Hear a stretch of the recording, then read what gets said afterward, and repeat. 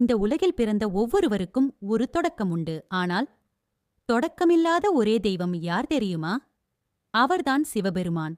சிவன் பிறந்தவர் அல்ல, தோன்றியவர் அல்ல. அவர் எப்போதுமே இருந்தவர் என்று இந்து சாஸ்திரங்கள் கூறுகின்றன. அதனால்தான் அவரை ஆதி அனாதி மகாதேவன் என்று அழைக்கிறோம். அதாவது ஆரம்பமும் இல்லாதவர், முடிவும் இல்லாதவர். ஒரு நாள் பிரம்மாவுக்கும் விஷ்ணுவுக்கும் யார் உயர்ந்தவர் என்ற வாதம் ஏற்பட்டது. அந்த நேரத்தில் வானத்தையும் பூமியையும் தாண்டி ஒரு பிரகாசமான அக்னிஸ்தம்பம் தோன்றியது.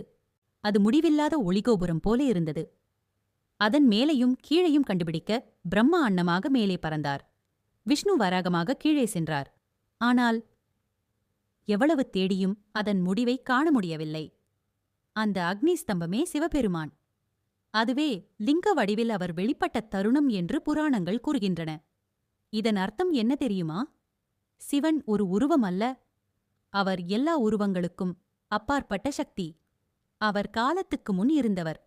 காலத்திற்கு பின் இருப்பவரும் அவர்தான். அதனால் தான் சிவனை மகாகாலா என்று அழைக்கிறார்கள். சிவபெருமான் அழிவின் கடவுள் என்று சிலர் கூறுவர். ஆனால் உண்மையில் அவர் அழிப்பது தீமையையும் அகந்தையையும் தான்.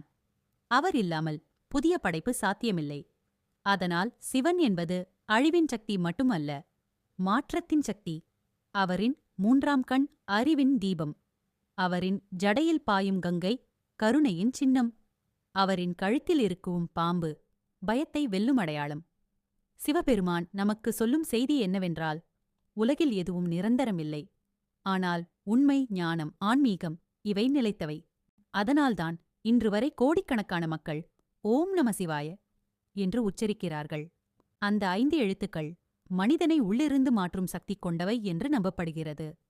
நீங்களும் இப்போது மனதார ஒரு முறை சொல்லுங்கள், ஓம் நம சிவாய.